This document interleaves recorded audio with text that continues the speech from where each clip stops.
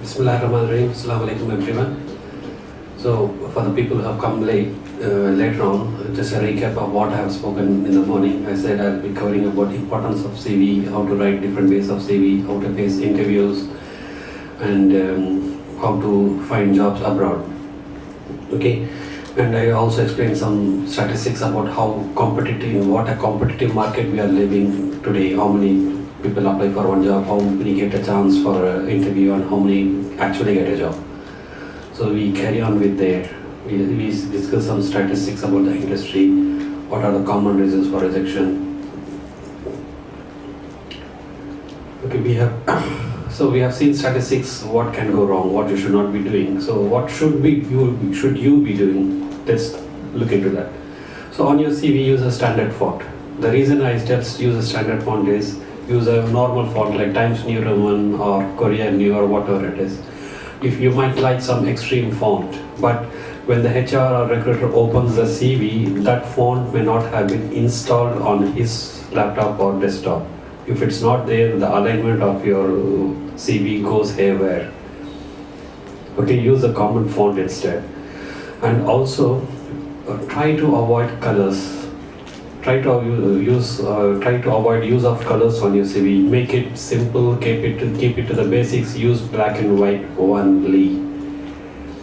The reason I'm stressing on this fact is, you might like brown color, red color, green color, or blue color, and you might use such graphics on your CV. The person or recruiter who is seeing a CV, he may not be liking green, he may not be liking blue, he may not be liking red or brown. So you are creating a situation where he can apply bias and reject your CV. So unless you are applying for roles like creative roles like web designer or an artist, it doesn't make sense to use colors or graphics on your CV at all. Okay, stick to the basics, use black and white only. Include relevant work experience, whether they were paid or not. If you have done a voluntary role somewhere, if you have done an internship in an industry with no pay, definitely you will not be sitting idle there. You will be doing something and you will be learning something, some real commercial skills. Mention that on your CV. Even in voluntary role, say you are part of some blood bank, Red Cross, whatever it is, even there you learn valuable skills like team coordination, communication, and delivering under stress. So all these are very valuable skills to mention on your CV. And your layout of the CV should be consistent. You should not be using one font in one place and another totally different font in different place, which makes the layout not inconsistent. Don't do that. Use the same font, similar font, so that your CV looks very consistent. And wherever you list your skills and achievements, right, back up with evidence or proof.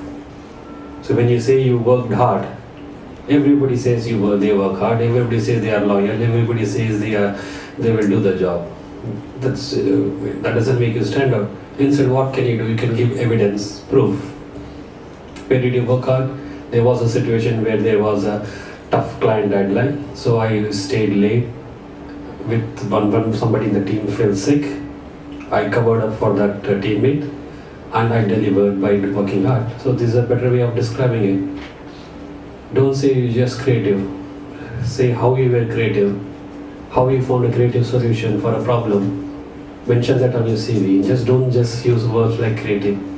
Everybody does that. You don't stand out by just mentioning these buzzwords. They add no value to you. Back up every buzzword with a proof, with an actionable, verifiable example. Keep it brief. You don't have to give the full history and geography of it. And finally, with the length of the CV, I don't personally agree with the industry standard which says keep it short. I don't agree with that. Certain people have more experience, more years of experience. They have more to write. So they can't shrink their experience in 2 pages. That's absurd. So whatever is applicable to your case, do that. There is no specific rule that should rule you. And proofread for spelling or punctuation or grammar mistakes that are strict no-nos. So you can use actionable positive verbs like organized, delivered, accomplished, achieved. Use these type of verbs on your CV and use When you say you delivered, you accomplished, give a proper example. You would have won an award for something you did. Mention that. That's a value addition for you. And be honest and positive. Never be negative on your CV. Always be positive. Use positive vibes, positive energies, positive verbs, positive statements. Never underestimate an ex-manager or ex-employer. Don't write on your CV that you didn't like a company so you're leaving. That's outright no. People don't like negativity in CVs or in face-to-face interviews. If you're negative about your ex-employer, you can be negative about your future potential employer as well. Don't do that. And things not to do on a CV, don't do it in a rush. Find many people do this. Some role comes from somewhere and they say they take some CV, some template, somebody's CV, they just change something and then they submit it. They don't even change the template. I have seen in some CVs, the template says change me. In one of the columns says, that means you need to change before you submit. He didn't change it and he submits to the client, and the client when he reads it says change me. What impression will it leave? He's not paying attention to detail. These are chances of getting rejected. And using the proper file name, you need to use the right file name. These things matter as well. Example, first name, use the candidate name and then your skill, and then use the file name. For example, Mohammed Rafiq Java developer.doc. That means something. It shows me who the candidate is. It shows me what his skill is, mid-level, senior level. You can write it. If you don't do this, a recruiter will have to do this to store it in a particular folder in a file. So you're making it hard for him to shortlist you. Make it easy. Do be proactive and use a right file name. Some people don't change the template name at all. It says accountant template for freshers.doc. The file name says this. If you don't have time to change this file name, recruiter gets frustrated and less more chances of rejection.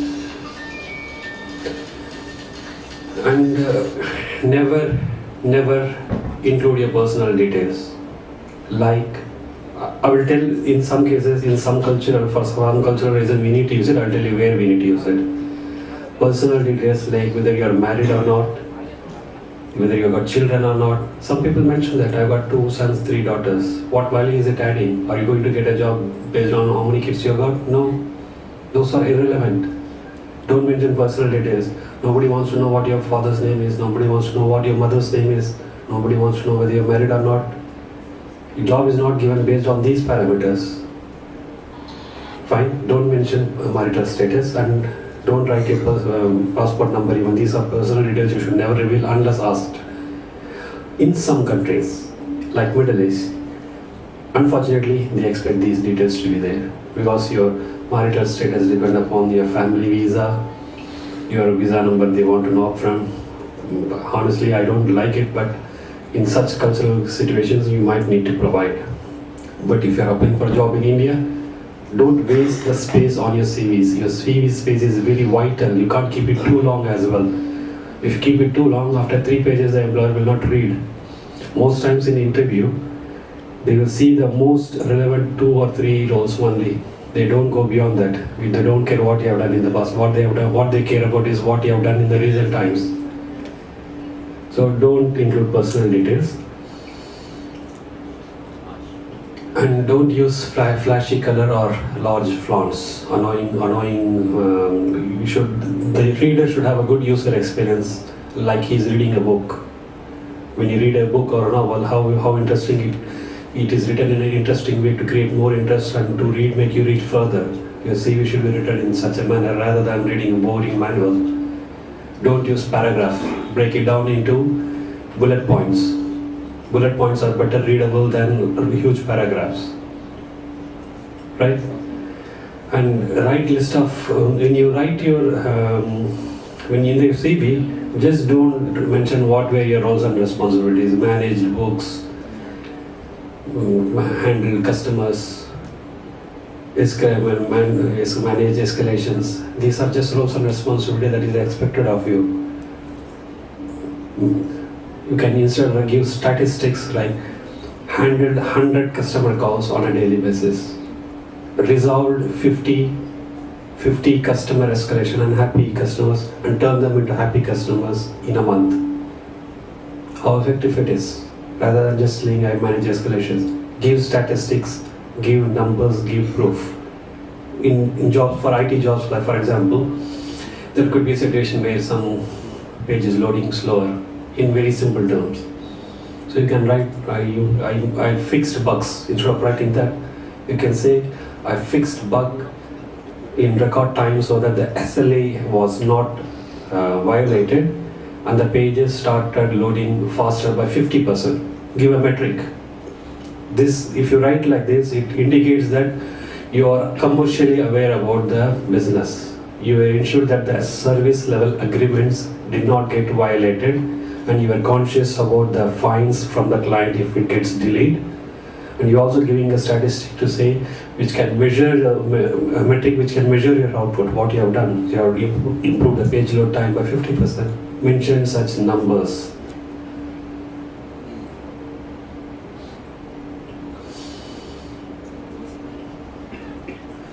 And as I said earlier, writing CV is important, that we all agree now. So there is no single way of writing a CV. There are different ways of writing. You need not be a boring just text CV. There could be something called infographic CV. There are infographic CV templates even. What is infographic? Infographic is representing information as a graphic. The papers that you have got, right, all of them are infographics. They convey a message in the form of a graphical figure. There are more infographics. I'll talk about that later. But for now, what I'm trying to say is there's no one rule that says your name should be on the top, your contact details should be on the bottom, your thing should be on the left, this should be on the right. There's no such rule. Get creative. Just go and Google for different templates. Whatever you like, go with that. And remember, this is a marketing brochure for yourself. You need to market yourself, your skills, your experience. You need to stand out from the rest of the candidates. Otherwise, the chances of getting the interview call is less. Everybody, once given a job, everyone will do the job. There's no doubt about it. But to get a job, you need to impress the recruiter. To get an interview call, and you need to impress the interviewer in the interview stage. That's the second stage. First stage is CV and application. Many people get filtered at that stage itself. This is an example of an infographic CV, and there are more examples in the printout that I have given. If you see this infographic, under the skills on the right, there you can see 3 circles. In the circles,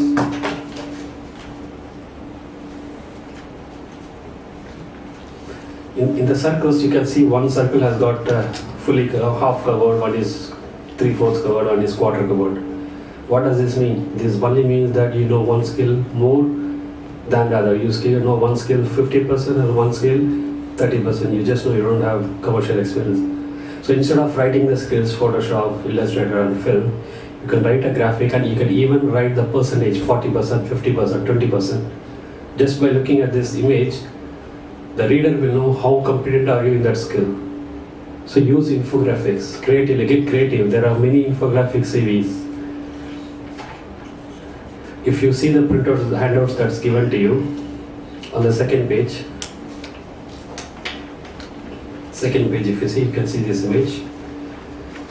This is another example of an infographic CV. In this infographic CV, he has put a graph with the years. In that year, he has climbed up in his career. In another year, he has gone down in the career. So over a period of time, when you can see whether he has grown or not.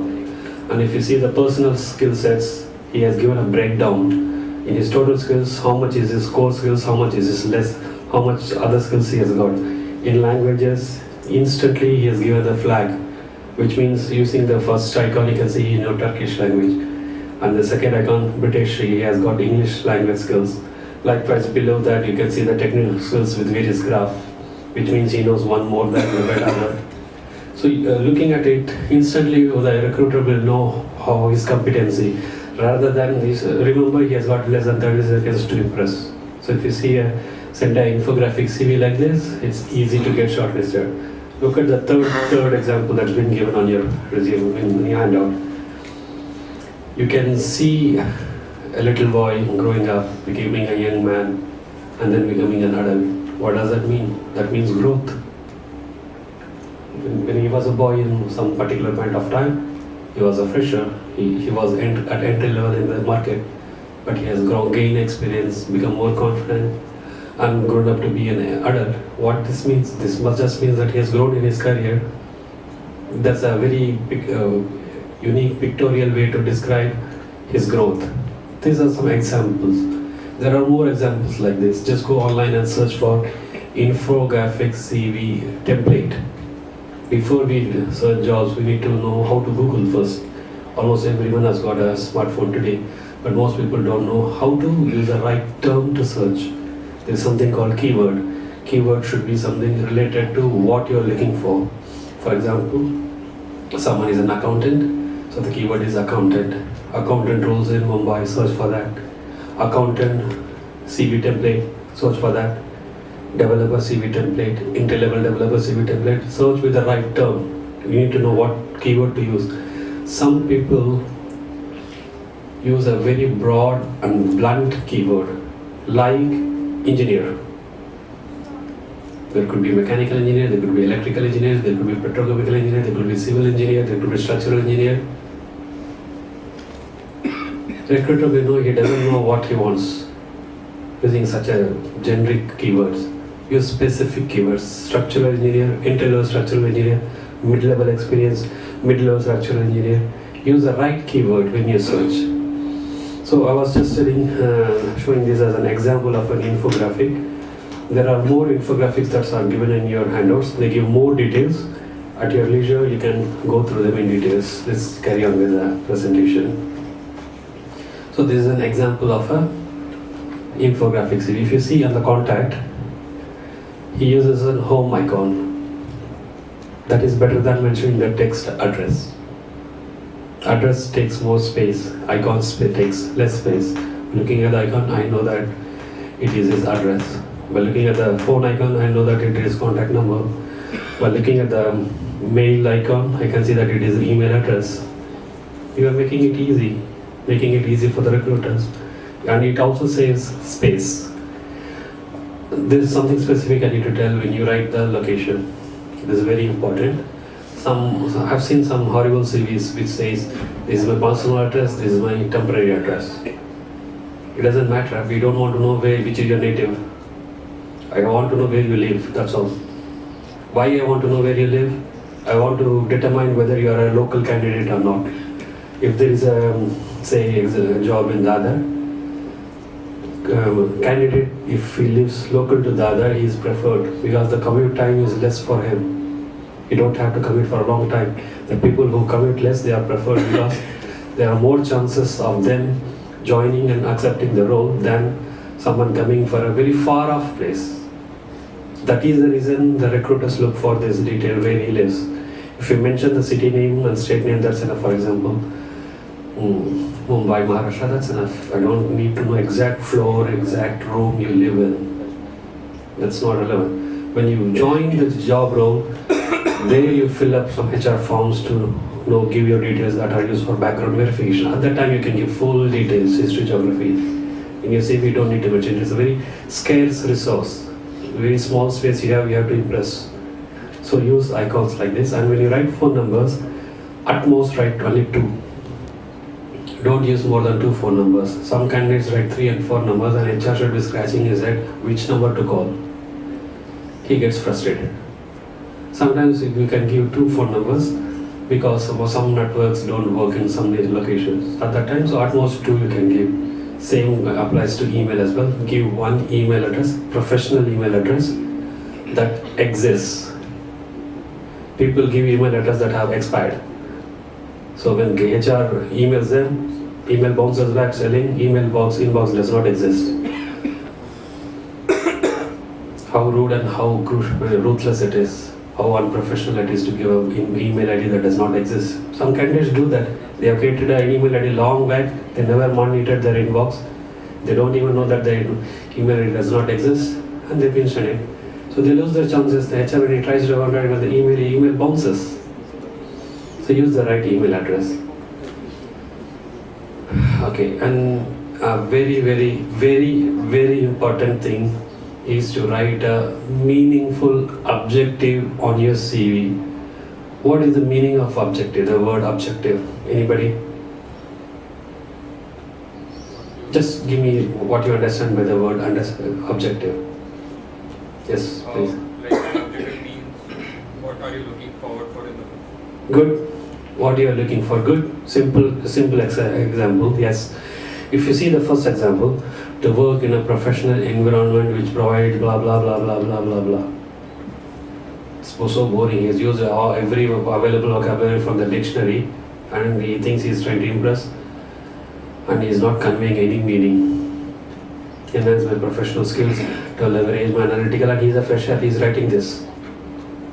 To leverage my analytical, professional, technical skills. He's got everything as a fresher. Instead, look at the second objective. Seeking an entry-level software engineer role anywhere in India. Between first and two, which did you understand personally? Second, simple. Keep it simple. Use simple language. No need to use complicated vocabulary that you yourself don't understand. The first objective itself turns me down when I read the CV. First objective, read it simple. So it says seeking an entry-level software engineer, which means you are a fresher. Anywhere in India is a powerful, very powerful statement. Why it is powerful is anywhere in India indicates that you are flexible. If you get a job in Mumbai, you will go. If you get a job in Noida, you will go. If you get a job in Chennai, you will go. This indicates flexibility. HRs like such clear-cut CVs because they like such candidates who make it easy. They clearly know what they want rather than writing on looking for entry-level job. If you just bluntly like that, and then when they call, they say, no, I will not come to Noida, I will not come to Dadar, I will not come to here, I will come to there. It's the rest of everybody's time. Time is very precious in life. Time is the scarcest available resource in our life. Once time is gone, it's gone. That's why most people in the Western, as a cultural understanding we need to know, people in the Western countries, they value time the most. They value their time, they value others' time as well. If they agree upon an appointment, they will make sure, they will ensure everything that they take measures to be on before time for that appointment. So time is very crucial. Your time is crucial, others' time is also crucial. So in a conversation, if you feel that agreement is not happening, just move away. Don't waste his time, don't waste your time. Time is very crucial. As a cultural thing, wherever there are appointments, people turn up on that time, on that day, exactly, because they respect their time and your time as well. Same applies for job interviews as well. Don't go late, go on time. And for some unforeseen reasons, if there are delays, call up and explain upfront, telling for this reason I can't come up, I'm getting delayed. People understand. If you explain it in the right way, they understand and they'll try to reschedule the interviews. So, okay, I'll come to that in detail later. But, so to begin with, write a meaningful objectives. Okay, this infographic indicates the common CV errors that people do on their CVs, graded as severe, medium, and mild. If it's a severe error, it's graded as red. If it is a normal, medium impact, it is orange, and low impact is yellow. If you see them, first is not tailoring CV for the role applied. If you just send one CV for every role, recruiter sees every time he is not relevant, he is applying and annoying us, put him in a blacklist. Not giving enough information on most recent role. Most recent role is what the recruiter is interested in. You might have done hundreds of different achievements 10 years before, 15 years before. Those may be less relevant now. What is relevant now is what you have done in the recent job and then up to two roles before. So if you don't explain them, if you have explained in nice way the first role or second role, the recruiter does not get impressed. So not giving enough information is another big mistake. Wrong sequencing of roles. Always the most recent roles should be on the top. It should be the reverse order always. The most recent role on the top, earlier, and your first role. The order should be like this. Some people, they gave it the first job and then the recruiter has to scan down to see what he's doing now. Sometimes it could be in the next page as well. So, and some people just jumble up. They mix up the dates and then he should scratch his head to find out whether it's got gaps or not. Some candidates smartly do that, telling they're confusing the HR. But the HR, they look for signs whether the candidate is looking to lie on their CV. They will catch you easily. Even if it is confirmed that you are lying, major blacklisting. Don't never lie on your CV. And if there are gaps on your CV, for different reasons, different people have gaps on their CV for personal reasons, family reasons, financial reasons. They take break between jobs, between courses, education. That's fine, that's perfectly acceptable. Industry does not discriminate on that. If you have gaps on your CV, explain it briefly why you have gaps. Just brief explanation is enough. You don't have to go into full details. You can say personal reasons, family reasons. I wanted to travel across the world, so I took a year. That's called, in Western culture, it's perfectly acceptable. They say it's break here. Slowly, we are catching up with that culture as well, and they understand that the current generation, they want to take break after their education and they want to travel the world, travel the country to gain some real life experience. That's fine. Just explain that. Grammar mistakes, strict no. Using false information just to boost up, as adding the wrong metric. If you have improved the page speed by 50%, writing it as 95%, that's a false information. And such false metrics catch the attention of the recruiter and they will think, is it really possible? Or is he just making up? They will easily find out. And not changing template CV information. When template has got change me, your CV should not have called change me. Change it to the right text. Making unverifiable tall claims. Just don't boast yourself falsely. They see 100 CVs, 200 CVs every day and they know which is true and they will not. Even if someone is not from a technical background, technical industry, look just by their experience of looking at CVs, they will say this is a false claim. And number 9 is large paragraph for text. Use bullet points rather than large text. It's boring to read. Keyword stuffing, 10 more doing keyword stuffing. So most industries, particularly the big companies, to shortlist candidates from a large pool, they use software that looks for certain keywords and the density of the keyword. So just to outsmart the software, some candidates, they overuse the keywords, telling instead of using 10 times, they use 30, 40 times the keyword. They think that they are outsmarting the software, and when you overuse the keyword, the software flags them telling he's a brilliant candidate, and then there will be human to read that CV. Then he will know. So don't overdo keyword stuffing. Meaningless adjective we have seen. It should convey a meaning, not just demonstrate how much you can copy paste from somebody. In using inconsistent or weird fonts, avoid them. Use the most common fonts.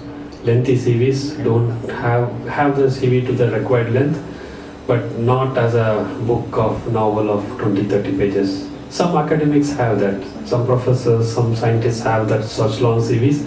For their industry, it is acceptable, not for everyone. Keep the CV to the right length. The way you can keep it to the right length is you can remove old. For example, some job you would have done very old, long time in back. You don't have to explain everything about that role. Just mention 1 line or 2 line. For example, if you have done the job for 2 years, just say, started off my career as an accountant in XYZ company. That 1 line is enough. So keep the most recent roles, explain it better. Old roles, explain it less. That way you can keep the right balance. That's just one example. There are 100 different ways of doing this. Wrong email addresses, don't use unprofessional email addresses, and don't mention your CV expectations on the salary expectations on the CV. You have to discuss this at the right time. In different countries, this is done in a different manner. For example, in the Western countries, they will mention the salary first before they take up your CV. This is to avoid wastage of time. They may go through a lengthy recruitment process and finally you say, no, I want more. To avoid this type of situation in Western countries, they mention this job offers this salary, this range of money. And if it is in your expectation, apply. If not, don't apply. In India, it's done differently. So don't mention your salary expectations on the CV. And when the right time comes, when the interview has happened, when they have liked you and you have liked them, it's not just one way, it should be both ways. You should also like the employer, you should also like the interviewer, because he's the guy you are going to work under in future. If he's a boring and very guy with a rough attitude, you don't want to work with him for 2 years or 3 years. You can reject them as well. So when both have made the decision that they want to hire you and you want to work for them, then at that time you can discuss the salary. And when they ask for salary, don't give a fixed figure. Just tell, I want a range. You can give a range. From X amount to Y amount, this is what I'm expecting from, and I'm open to negotiate. Just mention this word as well. When you tell this, the recruiter knows that you are flexible. So money is not a criteria. This opportunity is important for you. That is the way you should negotiate, rather than telling I want X amount. If you want X amount, their budget could be less than X amount. They will say no, even though you're not going to. You are giving an indication that you will not join for less salary. Don't give a fixed figure. Give a range and say whatever, and do your homework first.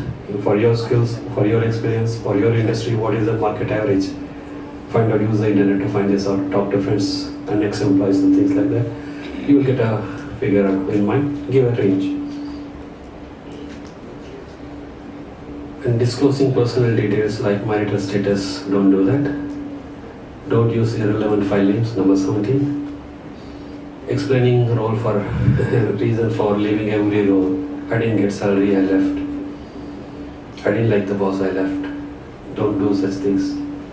Don't have to mention it for every role. For some role, if you really want to mention for a particular, I will explain why some cases you can use.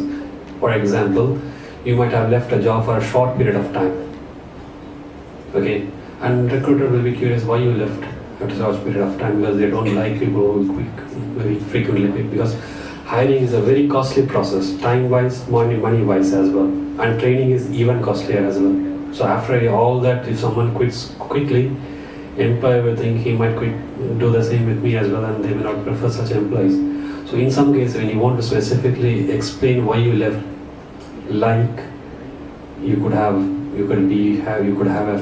had a baby, you could have got married and you wanted to have a break, and there was a market regulation that impacted your industry, and you had to make a choice to leave that industry. Market regulations change, market rules change. Such conditions you can briefly mention, due to this reason you had left this one, but don't do that for every job. Your CV becomes big. So like these infographics, there are other infographics as well. I think I need to rush through a bit now. So a good CV has got 5 C's. It should satisfy 5 C's. What are they? Why it should be clear, well written, well formatted, uniform fonts. It should be concise in the sense it should be relevant and of the necessary. It should include necessary information, and it should have the relevant information only. I will circulate this slide to all of you because all of you have registered. Whoever has not registered, please register with Fazal. You will get a copy of this slide, and there are more infographics as well. I will share the details of them. And it has to include every information of the areas that is needed. If they are asking about your skills, just don't mention 2, 3 and then leave the rest. Highlight the relevant ones and mention the less relevant ones in the other sections as well. Keep it consistent, don't mix fonts, and keep it up to date. Don't just give the CV in a rush and not update your most recent role. Most people do that. There was a situation recently where there was a .NET role requirement for Dubai 2-year contract, a very lucrative one. It was a wonderful opportunity, and I circulated the message far and wide in many groups, and I specifically mentioned make efforts to write a good CV, because it's a good opportunity, and probability of getting shortlisted rests entirely on your CV, the way you have described your CV. I got 3 CVs, in written, on all of them were not well written. I told them again, change this, and they were not willing to do that. They said, just follow forward what you have got. I did the same. None of them got shortlisted. They missed 2 warning opportunities to change their CV. They were not willing to change. They were too rigid. In any industry, be it IT industry or any industry, you have to be, change is permanent in life and industry. You need to be flexible. You should have a good attitude. More than skills, employers like good attitude, people with good attitude. Then just don't reject offers because the salary is low. Just get your feet in first. Get your first job first. Learn some vital industry news. Understand the business. Don't just do the job. Understand the business. And understand the inner workings of the business. Then you start offering value for the business. Then your growth will happen. Without offering value, just because you have been in a company for 10 years, you should not get a promotion, you will not get a pay rise. There are instances where people have joined as peons and became as CEOs as well. A company called EDS, Electronic Data Systems. It's a software consulting company. The CEO he joined at an entry-level intern one time. He stayed with the same company for long. He became a CEO later on. So by staying at a same place for quite considerable amount of time, you generate good value for yourself and the business. People will know your value and it's both ways. So just don't quit jobs too frequently and just don't quit without informing. It leaves a very bad taste. The same HR person changes to different companies and everywhere they know, don't hire this guy. Because he ran away without even informing. This is called burning the bridges. You're burning the bridge that you have crossed. And always don't wait for the ideal job. Get a job, using that, stay there, learn and contribute as well. Don't just learn and then start being salaries less. No. And you're spoiling your mood, you're spoiling others' mood as well. Someone will go and escalate this to the HR in a different manner, and HR will come to know that you're dragging, you have to be carried and you're a weight, dead weight. Nobody likes it. If you have any grievances, escalate it in the right manner. Escalate it to the HR, talk to your supervisor first. If it doesn't escalate, escalate it further higher up the ladder. Do it that way rather than just resigning in a rush and then thinking, oh, I don't have a job, I have bills to pay, I have a family to take care. If desperation sets in at that time. So coming back to the 5 C's, your CV should be current. What should be on your CV? You should have your full name, permanent mailing address, just one email address should be enough, one proper existing email address in the contact section, one contactable phone number, your education, whatever degrees you have. When you have degrees, it doesn't mean just the formal degrees you got. It could be even some diplomas that you have acquired extra. For example, someone might have attended a first aid training in NSS in your college. That's a valuable life-saving skill. If you know how to do CPR, right? Every corporate company has got a first aid provider, and they don't have to train that if they hire you. If you have mentioned that you know first aid training, that you have done gain in NSS in your college school, mention that. Even such little things matter. And any honors, awards, scholarships, particularly for the people, entry-level people, if you have got scholarships, mention that. Scholarships are not given to everybody. There is a criteria. There is an economic criteria. Fine, let's keep that aside. Apart from that, you need to have achieved certain grades, certain achievements. Only then you will get a scholarship. So if someone has got a scholarship, it's such a valuable thing to mention. Among 100 students, you were different, and that's why you were awarded a scholarship. Mention that on your CV. So for experienced people, professional work experience should be there. And if you have done any presentations, any publications, you can mention that. These are value additions.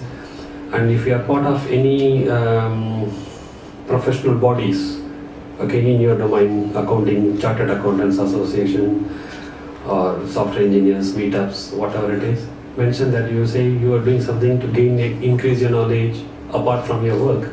This is being proactive than being reactive.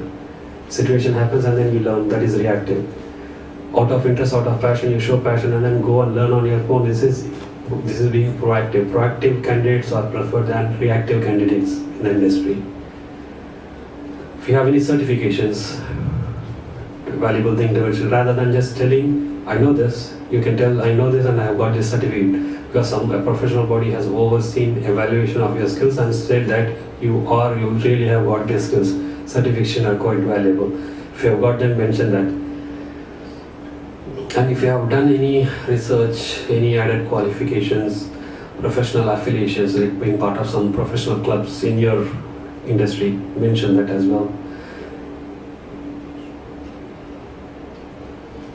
So, anything related to this education, work experience, leisure interest, and specific skills. So in some cases, you may have some foreign language skills. Somebody might know Arabic, somebody might know Sanskrit, somebody might know foreign language like German, French, Italian, some from Spanish language you might know.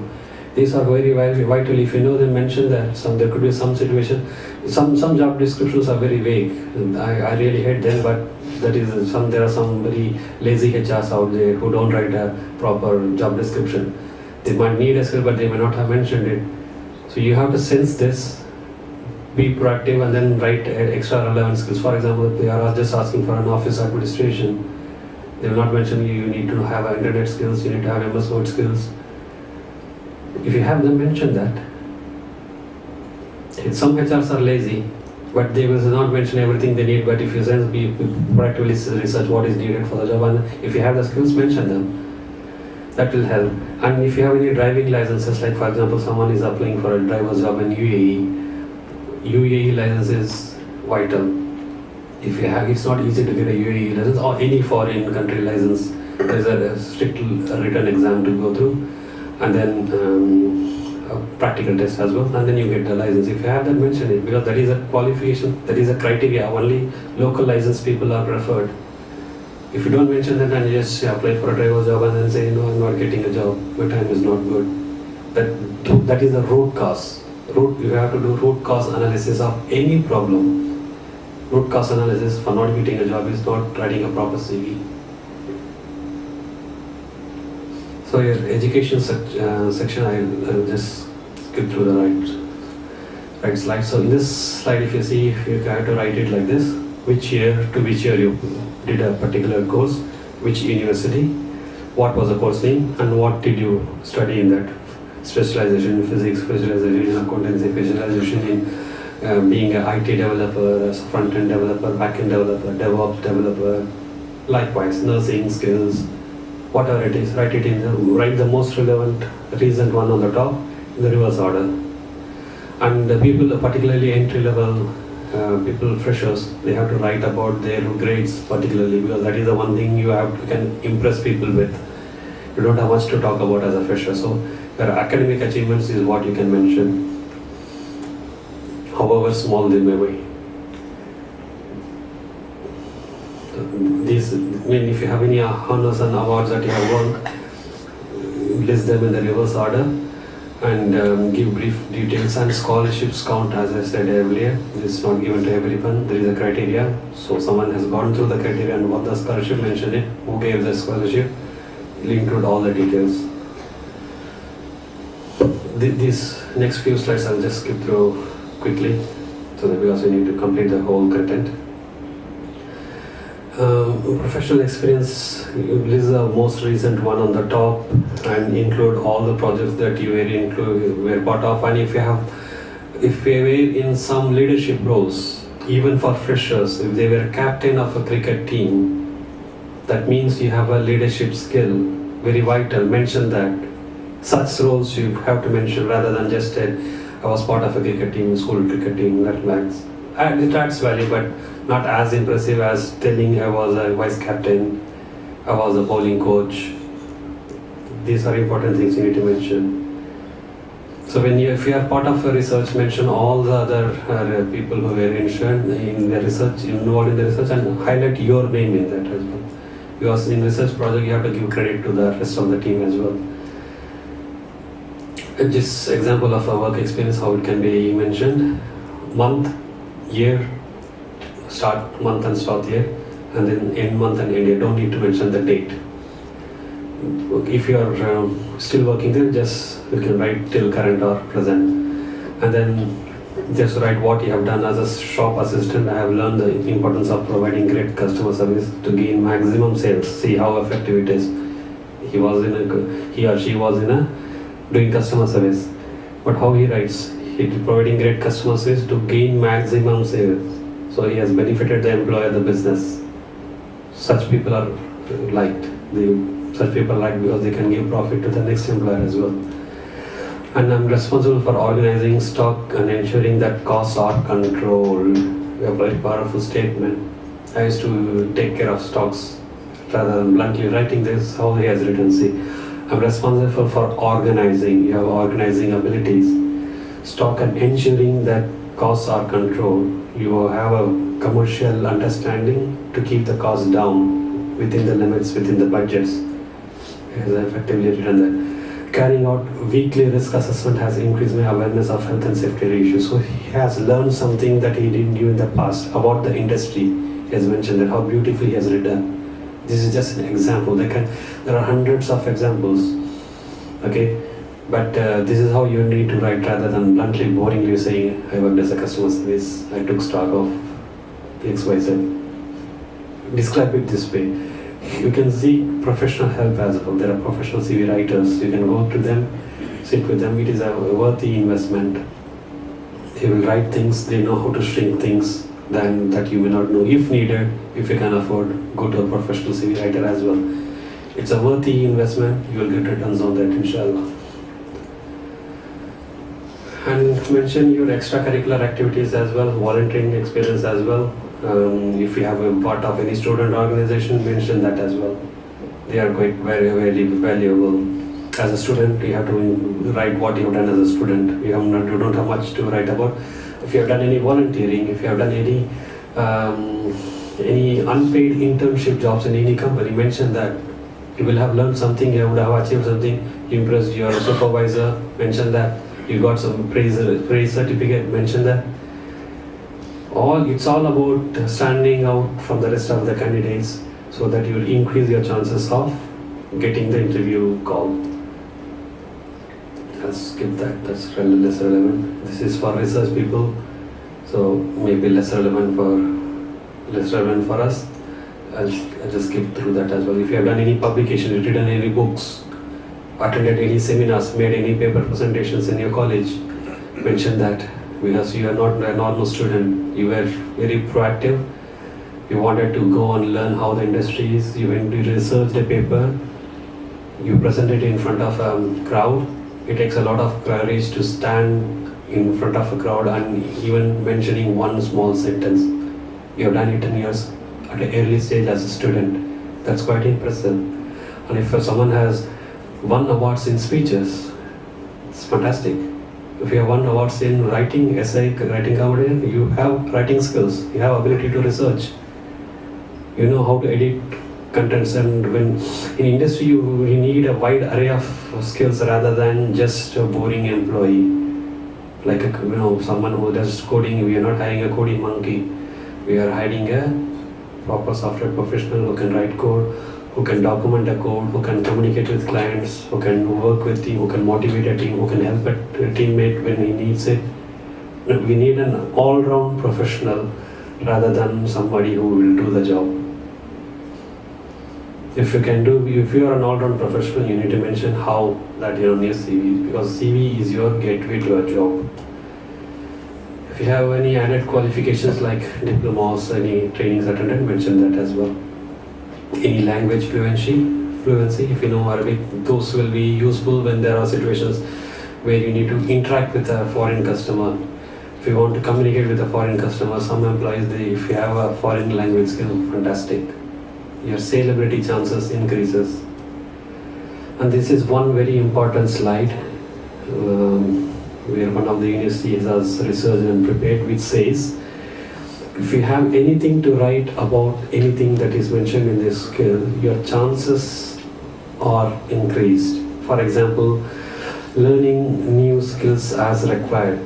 Okay, if you have learned a new skill on job or in your college as an extra course, mention that. If you are creative, mention that. How you are creative? I did a logo design, I did a web page design. This is the URL, this is the web page address, give proof. And you can instantly click and look at your online portfolio and then decide, yeah, you have got fantastic creativity. This is the type of person we want. So anything related to anything that is written on this slide, if it is applicable and relevant to you, include that on your CV. I'll pause this slides, you can look at it later on as well. So we don't have a one-size-fits-all approach. We don't use the same shoes throughout our life. We change size of the shoes. So CVs should change as well. The same template don't use when you are a fresher, when you are mid-level, when you are senior. Constantly invest time and energy to shine your CV. And the way you should present your CV is important because the first impressions count. Use of standard templates. Don't print on both sides of the page base. Don't conserve energy and resources here. Don't show the conservation here. Print on one side only. Use appropriate bullet points, but in moderation. And focus on your accomplishments on your CV. Target the CV, tune the CV to that industry or that job, that company that you're applying to. I'll just skip through a few things quickly because we need to go to more important topics. If you have references, provide them. Okay, if you don't have references, don't write requests available on request, though this slide says so. I don't agree with that. If you have, don't just write references available on request. It's understandable and it is expected of you. Just mentioning requests available on request is meaningless. If you have references, you want to give the name, put it with the with the right, say where he works and what he works and what he is, how he can be contacted. Otherwise, don't mention this line at all. You're wasting the space on your CV.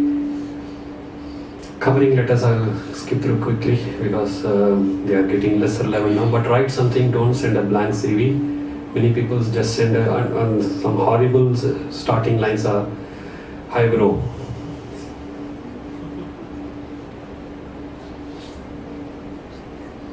My BP shoots up when I see this. Such informal introductory phrases don't use. It's a formal environment, you're applying for a job, use formal breaking lines. Write something where you found about the job, what job you're applying for, why you're applying for, what qualification you got on, how you are relevant for that job. Write about that. And should create an interest in the reader to look into your CV. One step should lead to the next steps. Covering letter should read you to read the CV. That should make you to bring you to the interview. Interview should make you to bring you to the make your offer. It's step-by-step approach. Each step don't make it go against the next step. If you don't use the right cover letter, you will not read the CV. CV is not good. No interview. If you need interview, if you don't present, you won't get the job.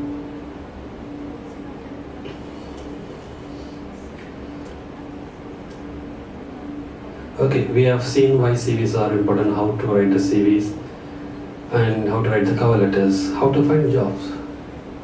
We all need jobs. Where to find jobs?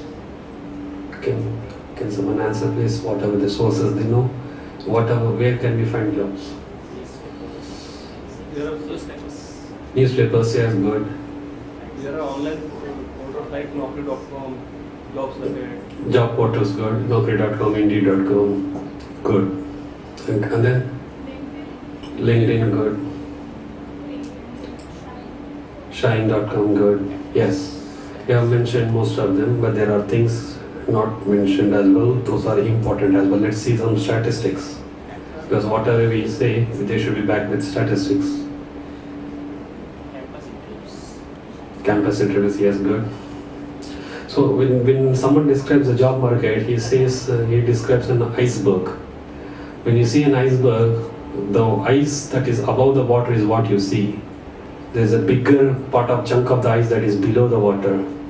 The job market is saying, what you see in public space is what is above the water. There's a huge hidden job market that you can tap into, hidden sources of job markets that you can tap into. Let's see what they are. Career sites, job boards, Naukri.com, they all fall under job boards, and only 18% of the recruitment happens through them. 27% of the recruitment happens via the career sites. What is a career site?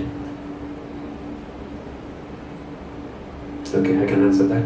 Career site is, see, every company has got a section called careers.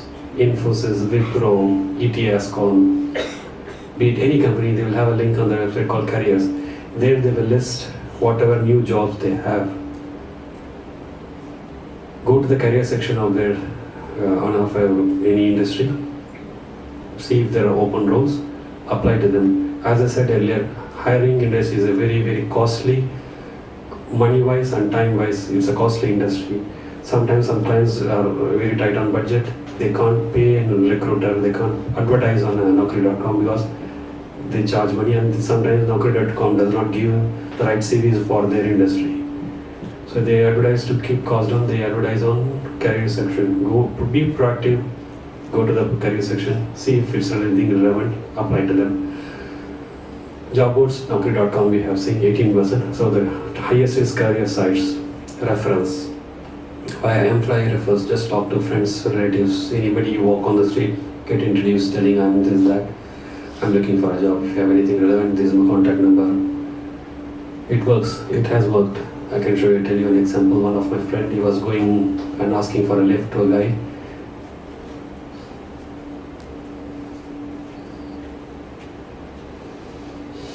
And he was informally chatting to him, telling I'm looking for a job. And luckily, the guy turned out to be an HR, and he arranged an interview.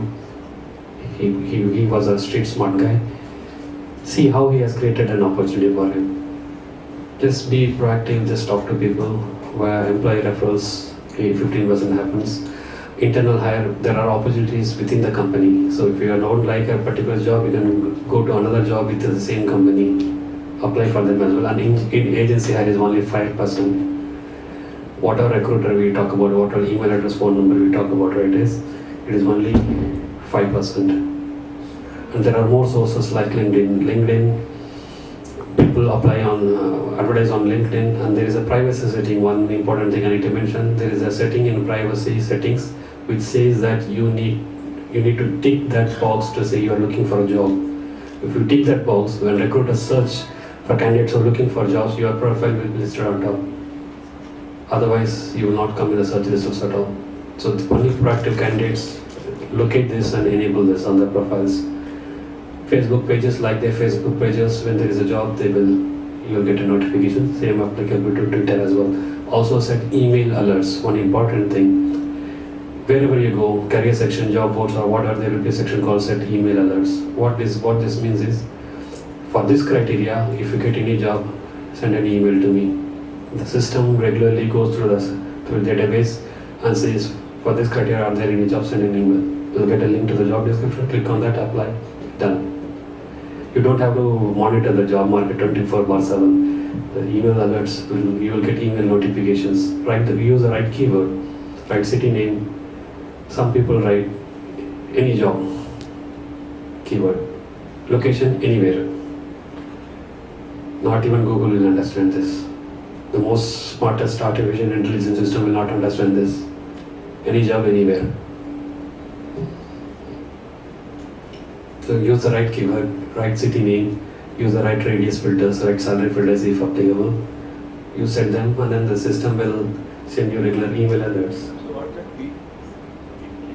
P is Pinterest. Pinterest, it's like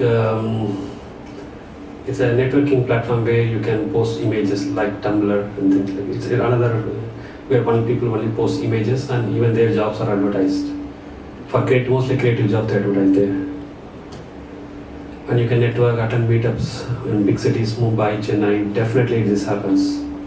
Attend meetups there, the employers come, industry experts come, recruiters as well come. In most companies, you can't even reach the recruiter and not even reach the hiring manager. You are getting an opportunity to meet them face to face. Go there, hand over your CV. Network. It may work, it may not work, that's fine. Somewhere it will click. Increase your chances, increase your places where you search jobs. Don't stick to the only one job and say, my fate is not good, my time is not good. Alternate routes, you can even do postgraduate study. Some postgraduates get an opportunity to work in the same college in a smaller roles like librarian, teaching assistants. And then when you go abroad, you get an opportunity to get the visa, to find chance to get an opportunity to get an employer who can sponsor your visa. So this postgraduate study offers you that opportunity. You can explore that if it is applicable to you. There are finances involved as well. So look, take all kind of parameters into consideration. You can even work as a freelancer. When you're studying, when you're a student, you can generate extra revenue by doing things online. There are sites like Upwork.com, Freelancer.com, Fiverr.com, where you can go, you can register, and you can offer services, simplest logo design, web page design, translation, Marathi to English, Hindi to Marathi. There are very few people who offer this service. So when there are some employee who needs this service, they will contact you, and all the payments will happen to your bank or PayPal. India in PayPal works, so people from Bangladesh, Pakistan, they utilize this maximum because they offer less rates as well, so they are making good use of it. And all these sites that I mentioned here, their annual revenue is into few $billion. Just imagine the size of this market. You don't have to formally be an employee. You can work at your own hours, offer your own service that you are comfortable with, generate extra income. Rather than telling I was jobless for X amount of time, you can say I was looking for a job and I was freelancing of offering this service. And sometimes these services, they evolve into a serious business. The small clients, they want to employ you regularly and they give you bigger jobs to do. Explore this option as well. A typical CV and sample CV looks like this. Have your contact details on the top.